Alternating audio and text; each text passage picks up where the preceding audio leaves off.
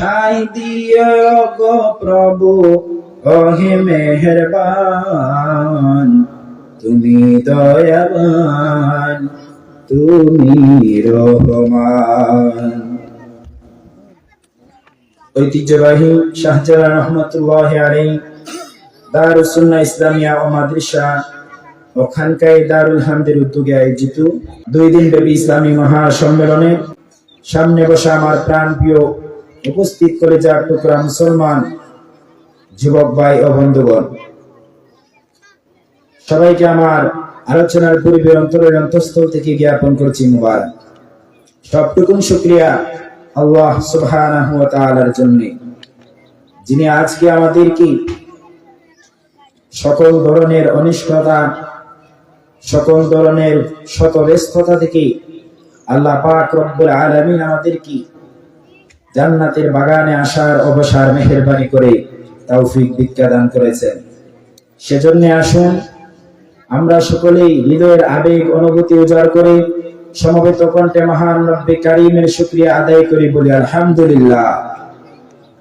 লক্ষ কোটি দরুদ ও সালামুল্লাহর সৃষ্টি প্রধান আকর্ষণ, বিশ্ব সভার সভাপতি, সকল নবী ও রাসূলগণের মাতার তাজ, শামসুল হিদায়াত, বদরুদ্দুজা, সাইয়্যিদুস সাকালাইন, ইমামুল মুরসালিন, খাতামুন নবিয়্যিন ওয়াল মুরসালিন, আফতাবে নবুওয়াত, শাহনশাহে রিসালাত, সরকারে দু জাহান, সুলতানুল মদিনা, নবিয়ুল আম্বিয়া, হুজুরে আকরাম, নূরে মুজাসসাম, নূরুন আলা নূর, সাইয়্যিদিনা হাবিবিনা শাফিঈনা ওয়া মাওলানা মুহাম্মদ মুস্তাফা সাল্লাল্লাহু আলাইহি ওয়াসাল্লামের উপর, যাকে আল্লাহ পাক আজ থেকে ১৫০০ বছর আগে প্রেরণ করেছেন সর্বশেষ ও সর্বশ্রেষ্ঠ নবী ও রাসূল হিসেবে, যার পরে আজ পর্যন্ত পৃথিবীতে অবশ্যই কোনো প্রকারই নবী কিংবা রাসূল আসে নাই, এখনো নাই, কিয়ামত পর্যন্ত আসবে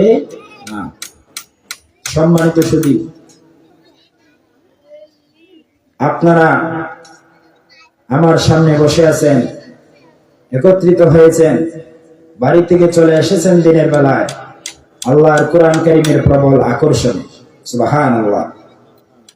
যতক্ষণ বসে থাকবেন, কোরআন কারীমের আলোচনা শুনবেন, আমাদের মেহমানগণ আসবে, কোরআন কারীমের আলোচনা আপনাদেরকে শোনাবে।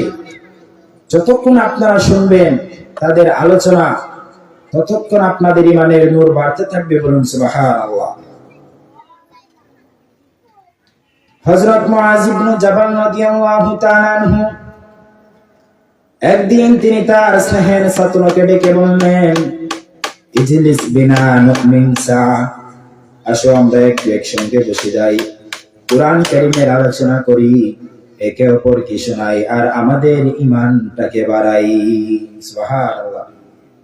হাদিস শরীফের অংশের ব্যাখ্যায় বদরউদ্দিন আইনি উমদাদুল কারি শরহ সহিহ বুখারীর প্রথম খণ্ডে লিখেছেন, ঈমানদার বান্দারা এক জায়গায় একত্রিত হয়ে কোরআন কারীমের আলোচনা একে অপরকে শোনায়, যতক্ষণ একে অপরকে শোনাবে, যতক্ষণ ঈমানদারের ঈমানের নূর বাড়তে থাকে, ততক্ষণ। সুবহানাল্লাহ।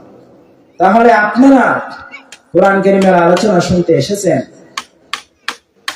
সারা দিন চলবে, মধ্যরাত পর্যন্ত চলবে, যতক্ষণ কোরআন কারীমের আলোচনা শুনবেন আপনাদের ঈমানের নূর বাড়তে থাকবে, বলুন সুবহানাল্লাহ। বাড়ি থেকে হেঁটে এসেছেন, প্রতি 10টি করে নেকি পেয়েছেন। সুবহানাল্লাহ। রাসূল কারীম সাল্লাল্লাহু আলাইহি সাল্লামের একজন বিশিষ্ট সাহাবী হযরত আবু দারদা রাদিয়াল্লাহু তাআলা আনহু মদিনাতুল মুনাওয়ারা থেকে ৬০০ মাইল দূরে দামেস্কে বসবাস করতেন। কোনো একদিন মদিনাতুল মুনাওয়ারা থেকে একজন লোক ছুটে গেল হযরত আবু দারদার কাছে, যে বলল, হুজুর, ৬০০ মাইল পথ অতিক্রম করে আপনার নিকট এসেছি শুধুমাত্র একটি উদ্দেশ্য নিয়ে। সাহাবী জিজ্ঞেস করলেন, কি উদ্দেশ্য তোমার? লোকটি জবাব দিয়ে বলল, হুজুর, মদিনাতুল মুনাওয়ারা থেকে এসেছি ৬০০ মাইল পথ অতিক্রম করে আপনার নিকট।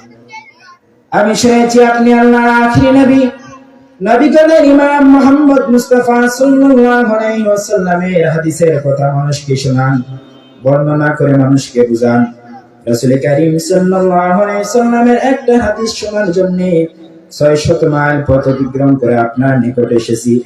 আবু দারদা বললেন, যে আল্লাহর বান্দা, রাসূল করিম সাল্লাল্লাহু আলাইহি সাল্লাম বলেছেন, মান সালাকা তরিকান ইয়ালতামিসু ফীহি ইলমান সাহহালাল্লাহু লাহু তরিকান ইলাল জান্নাহ।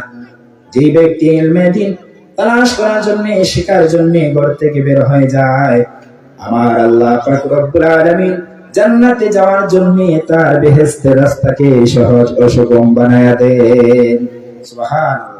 তাহলে আপনারা কোরআন কারীমের মাহফিলে এসেছেন, আপনাদের জন্য আল্লাহ পাক রব্বুল আলামিন জান্নাতে যাওয়ার রাস্তা সহজ করে দিয়েছেন।